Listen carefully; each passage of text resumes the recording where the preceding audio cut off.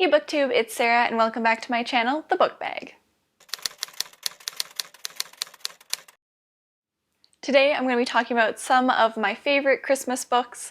These are the books that I like to read around the beginning of December as we get closer to Christmas to kind of get myself into that holiday spirit, grab like a cup of hot chocolate, sit in front of a fireplace while it snows outside. Just the immaculate Christmas vibes.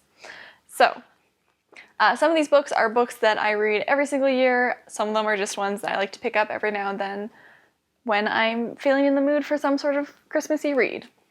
So without further ado, our first book is Kringle by Tony Abbott. So this is a middle grade book about the origins of Santa Claus, kind of. It's like a reimagining of him as a child. So this follows a 12-year-old boy named Kringle, Santa, obviously. And he is attacked and like thrust out of his home by these goblins, and so he goes on this quest to meet his destiny. Basically, there's like goblins and elves and pirates and all sorts of magical things that happen in this. It's kind of like Lord of the Rings meets Santa Claus a little bit, but for like middle grade kids. And it's also got these like really nice illustrations throughout it, which is lovely. And it's just like a good transition into the Christmas season because it's not overtly Christmassy. It's kind of like the origin story, but it's like a little fantasy, but it's still fun and like very wintry. So, good one. I also tend to read Kringle like every single year. I haven't the past couple years because I haven't had it with me, but now that I have it again, I'll probably reread it because it's just like, it's a really good book. I really like it.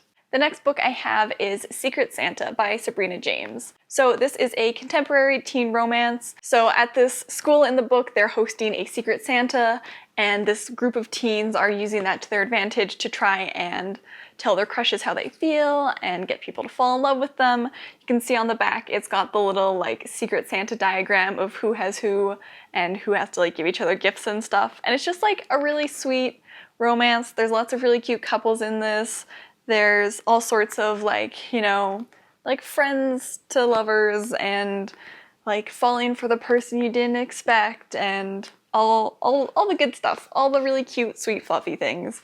This one I also tend to read almost every year, maybe like every other year, because it's just like the perfect, sweet, fluffy Christmas romance. It's sweet like a sugar cookie. So the next book I have is Let It Snow by John Green, Maureen Johnson, and Lauren Myracle. So this is 3 different romances that take place on Christmas Eve during this big storm in this small town. And these 3 plots with these like different characters all converge at the end for a party at the Waffle House in town.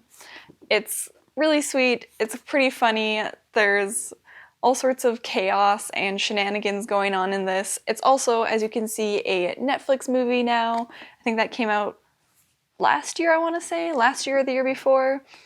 And it was like a pretty decent adaptation. I still think the book's better, as it often is, but they did a fairly decent job. So yeah, this one's just another cute, fluffy Christmas read. The next book I have is My True Love Gave to Me, which is edited by Stephanie Perkins. This is another collection of shorter stories. So this is 12 different short stories by famous YA authors like Holly Black and Gail Forman, David Levithan, Laini Taylor, all sorts of classic YA authors. And it's just a collection of like holiday stories. There's some Christmas, there's Hanukkah, New Year's, winter solstice. So this one's a little more inclusive, which is nice. Like all anthologies, there are some that are better than others or that I prefer more than others. I think my favorite one is called It's a Yuletide Miracle, Charlie Brown, which has like this really sweet romance between a girl and like the guy who works at the tree lot. And it's really cute and really lovely, and that one's actually written by Stephanie Perkins, funnily enough. But yeah, this has just got some fun little stories. There's mostly contemporary, but there are some like fantasy elements to a couple of them. There are some like retold folk tales in here too. So it's really neat. I really like it. I would highly recommend this one for just like little tastes of holiday spirit. The last book for the video is not exactly a Christmas book, but it's one that I always tend to gravitate towards around the holiday time and like winter, and that is Little Women by Louisa May Alcott.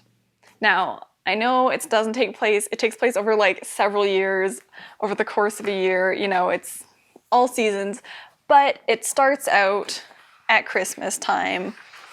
The first line of it is, "Christmas won't be Christmas without any presents."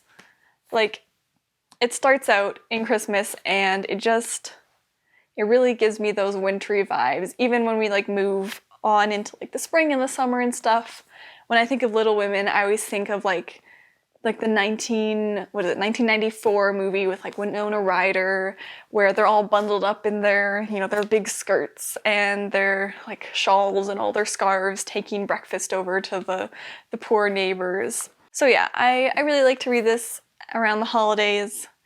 It's, you know, it's got it's a little bit like preachy almost. It's pretty like heavy-handed with some of the messages it's trying to instill, but it's really lovely. It's got a really good like family message in it, and like I love the March Sisters.